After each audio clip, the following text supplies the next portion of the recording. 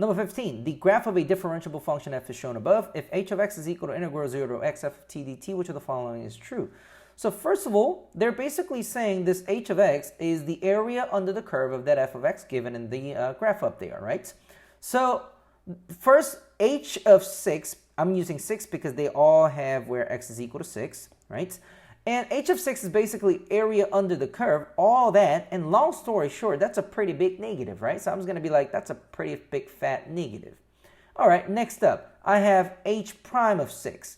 Now, take a look at the function. If you just take the derivative of this and get rid of the integral, h of x is basically just f of x, right? So h prime of 6 is basically f of 6, and that's right there, 0.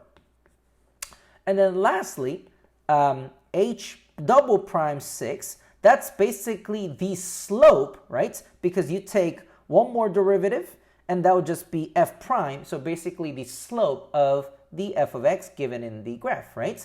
And if you look at it from 0 to 6, the slope is actually overall increasing, right? So the slope better be positive. So overall, if you guys think about the whole values here, then the h double prime, that's the positive one, so that should be the biggest, aka I'm going to keep answer choice A and C, get rid of B, D, E.